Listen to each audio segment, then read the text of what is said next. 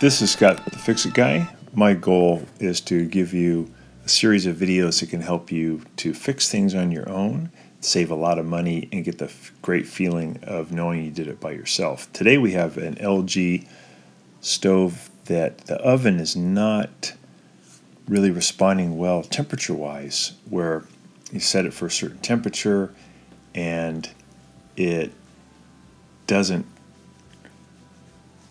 hit that exact temperature. So we're going to be changing out the temperature sensor. We're going to be taking off the oven door by releasing the latches and then lifting it up to about 70 degrees and then pulling it out. It's pretty easy to do, but just take your time so you don't hurt your back.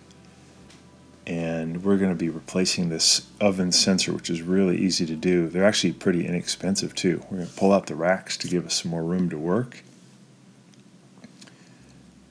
And we're going to use a Phillips head screwdriver to remove the two screws that hold it in. Sorry the camera didn't pick up this part when we're pulling out the screws, but they're just simple Phillips head screws. There's two of them.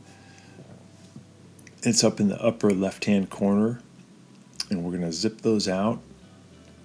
And we're going to carefully pull the temperature sensor toward us, and we're going to then pull on the wire. Just take your time. Don't pull too hard, too fast. Just gradually pull it out because there's some insulation holding in the modular connector, and the plastic modular connector has to fit through that hole, so you don't want to pull rapidly and disconnect it.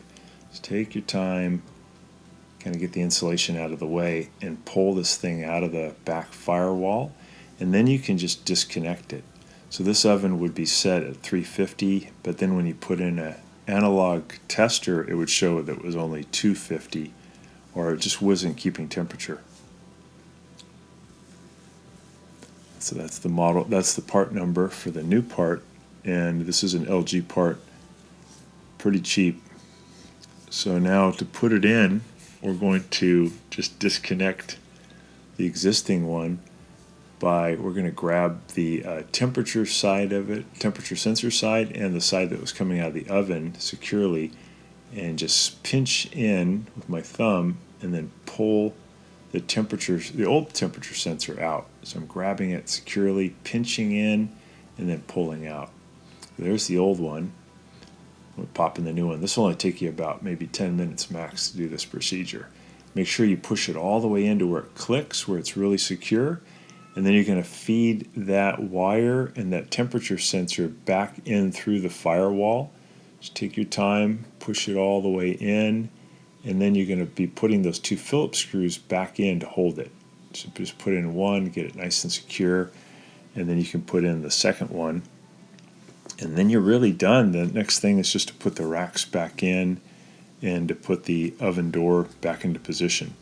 So again, the symptom here was it just wasn't keeping temperature. It had the digital version of the temperature would show 350, but if you put an analog sensor in to the oven, it was only showing about 250. So we're going to put the racks back in. The curved side goes in first. Put in the bottom one, put in the top one, curved side in, curved side up. Fit it on in, and then to put the door in, take your time, make sure that you lean it against your legs so that it won't hurt your back. You're going to put those forks back into the oven cavity, push them in as far as they'll go, and then let the oven door come down 90 degrees so it's nice and flat. And then you're going to push the little locks back into position and then close it. So that's pretty easy on this oven. We're going to set it for bake. And now when we tested it, it was able to keep temperature properly. So this did the trick. Just needed a new oven temperature sensor. So thanks so much for watching, and please subscribe to our channel when you get a chance. Thanks again.